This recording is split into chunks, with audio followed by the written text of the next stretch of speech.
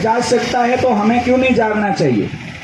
और मैं तो इस मंच से आज निवेदन करना चाहूंगा कि ये चिकित्सक और डॉक्टर सिंह क्यों इसका विरोध करे। क्या वो भारत की बेटी नहीं थी? क्या वो भारत के आम जन की बेटी नहीं थी? आप सबको, आम जनता को और हिंदुस्तान के एक एक व्यक्ति को ये सोचना पड़ेगा।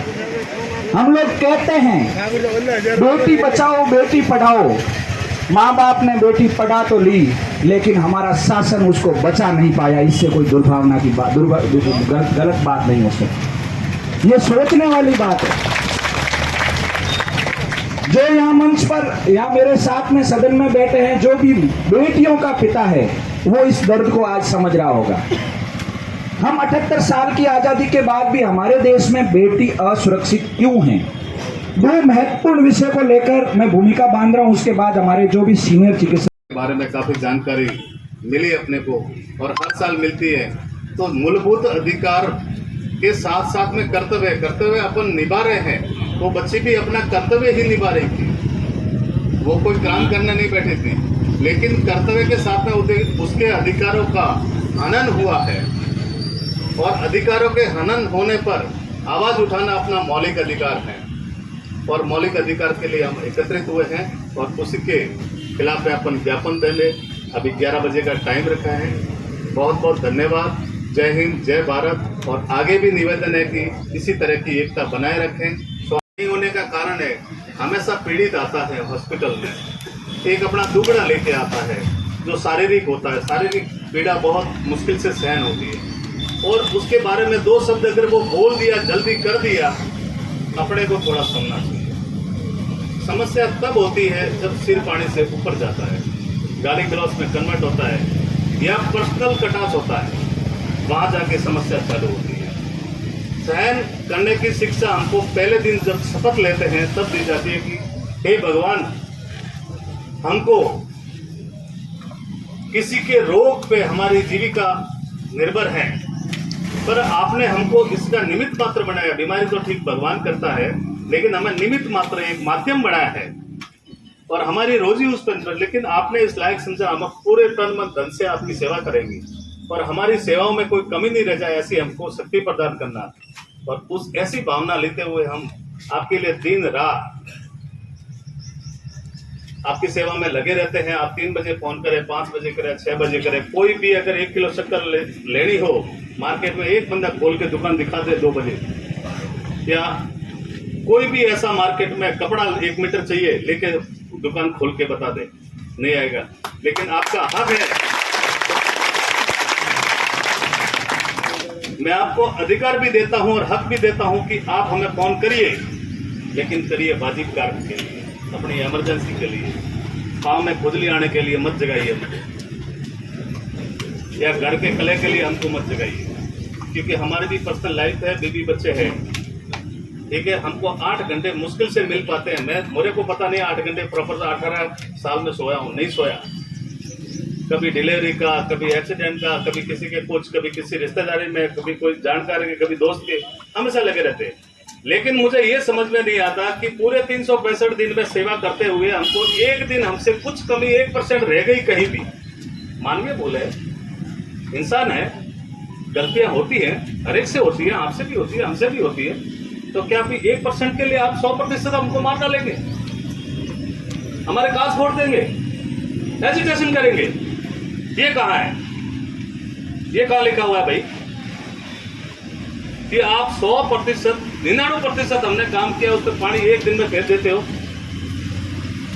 मेरी पूरी अपेक्षा है आपसे कि आप आगे ध्यान रखेंगे इस बात को। और मैं डॉक्टर लोगों से कहता हूं कि आपको भगवान ने निमित्त मात्र बनाए हैं। ये चिकित्सा और एक ये पवित्र व्यवसाय है, इसके ऊपर कभी दाग मत लगने देना।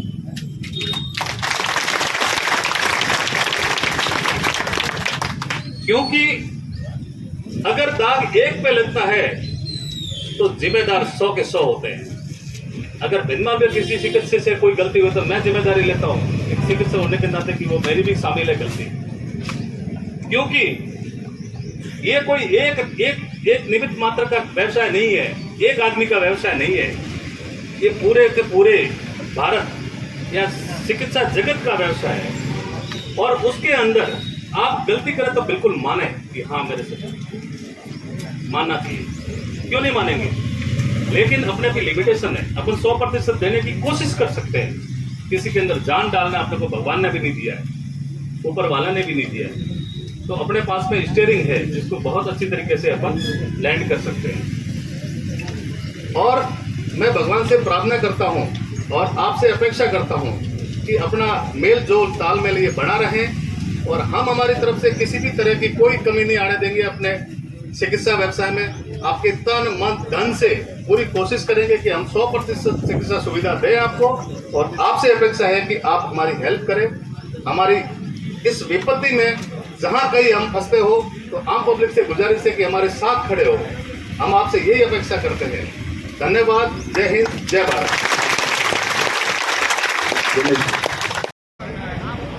भारत माता की साथियों, भाई रे बात मत कर, सिरे ऊपर रे। सबसे पहले आज बड़ी विडंबना है, बड़े दुख की बात है कि जो हमको जीवन देता है, जो हमारी जान को बचाता है, अगर उसकी जान को भी कोई ले ले तो उससे बड़ी दुर्घटना और क्या हो सकती है। साथियों, संस्कार घर से मिलते हैं और शिक्षा स्कूल से। और जब ये कलकत्ता की जो घटना हुई, अरे भाई वो कौन है रे पड़दारे फूटे कौन बैठो वजन एक बार जा रहे, तो इससे बड़ी दुर्घटना और क्या हो सकती है। जब हमारे डॉक्टर और हमारी ये नर्स जो बहनें होती है, महिला डॉक्टर्स होती है, अब हेमंत शर्मा हो गए, रमेश जी हो गए या भूपेंद्र जी हो गए, ये तो सामना कर लेंगे, जवाब दे देंगे।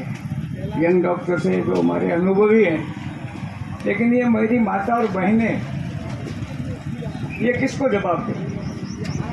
हर आने वाला मरीज उसकी सेवा के लिए तत्पर रहती है।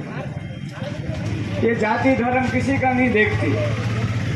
जो भी आया उसका जीवन कैसा बचे, उसकी बीमारी कैसे ठीक होवे, इसके लिए हमारी ये डॉक्टर जो है अपनी सेवाएं देते हैं। लेकिन आरजी कॉलेज के अंदर, कलकत्ता के अंदर जो भी घटना घटी और वहां की निकम्मी सरकार न्याय देने की वजह वहां की मुख्यमंत्री खुद सड़कों पे उतर। इससे बड़ा दुर्भाग्य हमारे इस देश का क्या हो सकता है। अरे भाई, ये कैसा लोकतंत्र है, तो उस लोकतंत्र का मजाक क्यों उड़ा रहे हो आप? क्यों उड़ा रहे हो उस लोकतंत्र का मजाक? और मैं तो केंद्र सरकार से भी अनुरोध करूंगा कि बंगाल सरकार को बर्खास्त कर वहां राष्ट्रपति शासन लागू किया जाए, जिससे इस तरह की कोई घटनाएं वापस घटित नहीं हुए।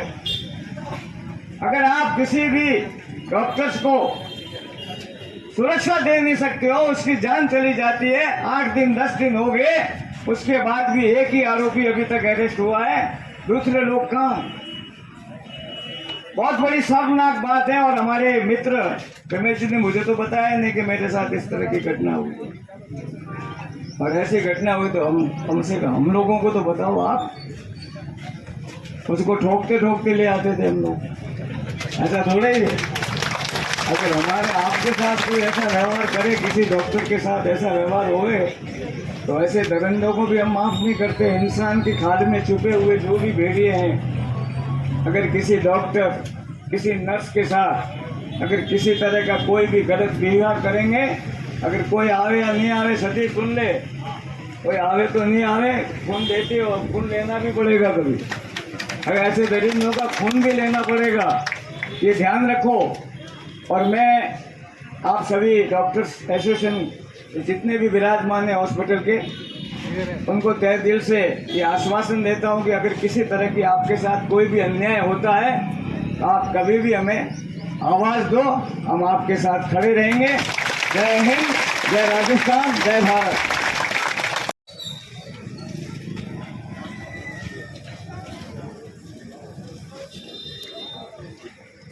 सर पता नहीं।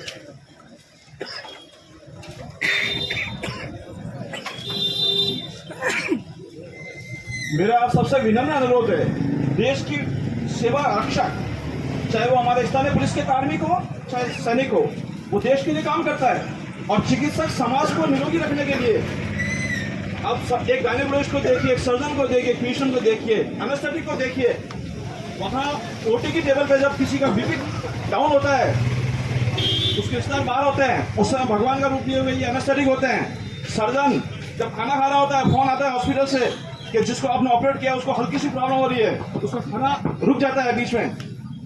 24 घंटे 365 दिन मानसिक तनाव में रहने वाला व्यक्ति इस सभ्य समाज के साथ इतना घिघोना अपराध कुकर, और उसको राजनीतिक संरक्षण।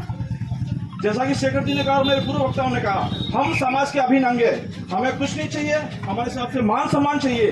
कृपया हमारी गरिमा को, हमारे स्वाभिमान को कायम रखें। हम भी इस देश के नागरिक हैं और हमें पूरी सुरक्षा दी जाए। अपराधियों को नहीं बचाया जाए कि हमारे जाति के हैं, धर्म के हैं। अपराधी कोई जाति नहीं होती। इन वहशी परिंदों को इतनी कड़ी सजा मिले कि देश की एक मिसाल बने। एक हमारे साथी जी डॉक्टर रमेश जी देवासी, उनके हॉस्पिटल में घुस के लोग गुंडागर्दी करते थे और भीनमाल बिल्कुल शांत है। रमेश जी के साथ घटना नहीं हुई है, भीनमाल हॉस्पिटल में नहीं हुई है, कल किसी भी हॉस्पिटल में होगी। लोग गिरेबान पकड़ रहे हैं, क्यों भाई, क्या गुनाह कर दिया उन्होंने? एक बार जैसे भी कहा दूसरे डॉक्टरों ने, किसी भी व्यापारी से पास जाओ, किसी भी व्यक्ति के पास जाओ, रात को आपकी 2 बजे लाइट खराब हो जाए, कोई ठीक करने आता है क्या? डॉक्टर आपको चाहिए तो कम से कम उसके प्रति सम्मान रखें। हम भी आप ही में से हैं, इसी धरती के लोग हैं, भीनमाल के वासी हैं हम लोग। हमारे स्वाभिमान, हमारे गौरव की रक्षा करें। हम सब आपके आशीर्वाद की अपेक्षा रखते हैं और माननीय शेखर जी ने जो हमारे को आश्वासन दिया है, बड़ापन दिया है, इनका आशीर्वाद हमेशा मिला है। चिकित्सा समुदाय भी अपेक्षा करता है, हम आपके ऋणी हैं कि आपने हमारे को एक आशीर्वाद दिया और हमारे भी कृपा भीनमाल बनाए रखें और हमारे साथ खड़े हों, कंधे से कंधा मिलाकर हमारे साथ चलें। हम आपके आभारी होंगे। जय हिंद, वंदे मातरम।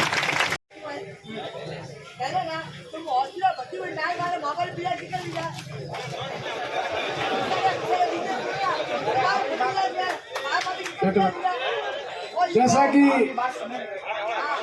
आज पूरे देश भर में जो माहौल बना हुआ है, देश भर का चिकित्सा जगत और चिकित्सा पेशे से जुड़े हुए लोग मानवीय पहलुओं पे बात करें हम, तो इससे ज्यादा निंदनीय और इससे ज्यादा घटना हो नहीं सकती है।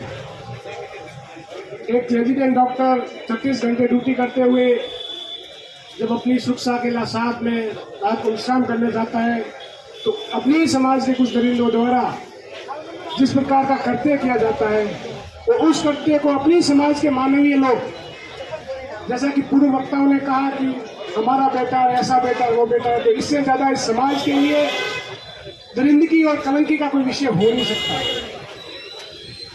जब मानवीय पीड़ा को देखते हैं हम, हमारा मानवीय फर्ज हम निभाते हैं। हम मानव के साथ, पीड़ित मानवता के साथ हमेशा खड़े रहते हैं। जैसा कि हमारे सभी साथियों ने बताया, हमारा कोई समय नहीं है, 24 घंटे।